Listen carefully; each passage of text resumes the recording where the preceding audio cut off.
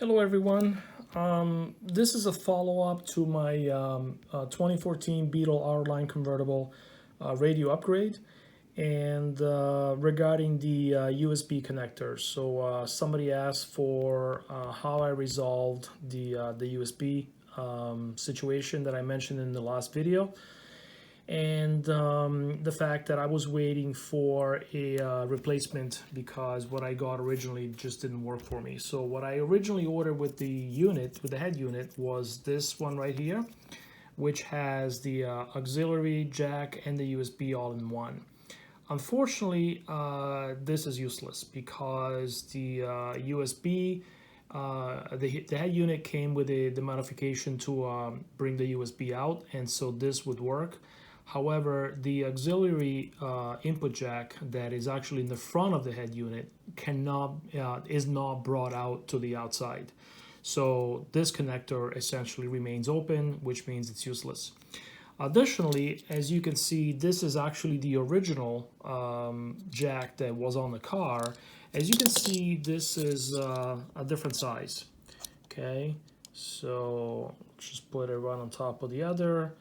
And again, as you can see, the hole that this one would need is bigger than the original.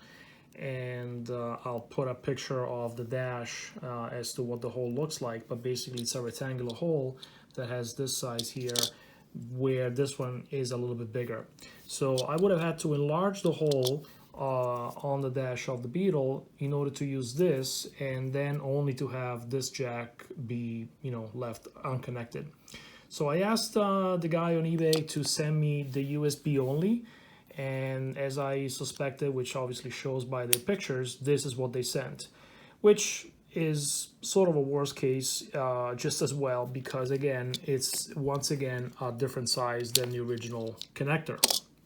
So the way I resolved this is I took the guts, which is the actual USB connector, out of this, and you basically open up these little tabs right here, both of them at the same time on both sides, and the connector comes out. I'll post a picture of what that connector looks like. But basically, it's the same connector as this one right here, which is, again, matches the cable that attaches to the back of the head unit. Once I have this connector out of this casing right here, then I designed a new holder that basically matches the size of this opening right here and the face of this opening right here, but it can now house this green USB connector. So I don't have this in my hand right now because it's in the car. So this is a 3D printed housing that I made. The tab happens to be broken on this side because it took me 3 or 4 times before I got the measurements right. Because essentially this green USB connector slides right in and it locks in the tabs, and then the entire thing plugs into the hole of the car. And again, there are some gussets. This is one of the early designs, but there is actually a little tab over here that sort of simulates this guy. This one happens to be spring-loaded. Obviously, I couldn't 3D print that, but that is the reason why this side right here, as you can see, it's not connected and it has some flex in it.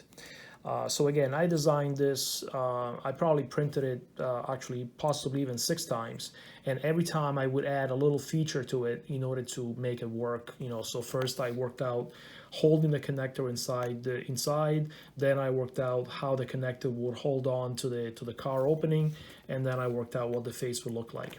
So I'll put up some pictures now of basically the final product, just a couple of pictures of the whole thing, and that way you can see what it looks like sitting on my desk, as well as actually plugged into the car. I even experimented with changing the color of the filament, and so I printed this whole thing black, and then the actual face is white, which maybe looks a little bit better in the car. So I'll post that. I'll add some pictures to this video, and let me know if you have questions. Good luck.